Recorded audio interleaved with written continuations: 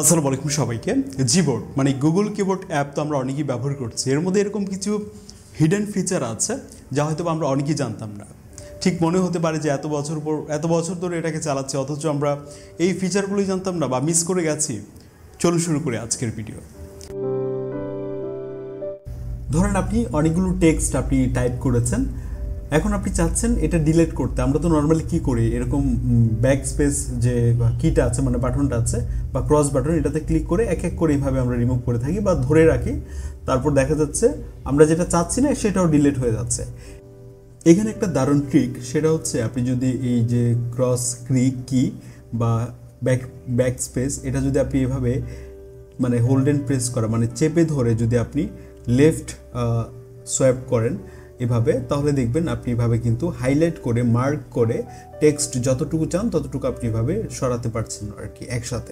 এভাবে যদি আমরা মার্ক করে হাইলাইট করে টেক্সট যদি একসাথে সরাতে পারি, তাহলে বলা যায় এটা আমাদের জন্য ইজি অ্যান্ড স্মুথ একটা এক্সপিরিয়েন্স হতে পারে।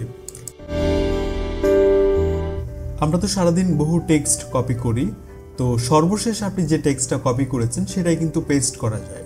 কিন্তু দরকার আপনি আগে একটা টেক্সট কপি করেছিলেন সেটা আর পাচ্ছেন না। আপনি কিবোর্ডে এসে যদি এখানে চলে আসেন, তাহলে এখানে ক্লিপবোর্ড যে আইকনটা দেখতে পাচ্ছেন, ঠিক এই যেটা, এখানে যদি ক্লিক করেন তাহলে এটা আপনি এখান থেকে অন করে দিন।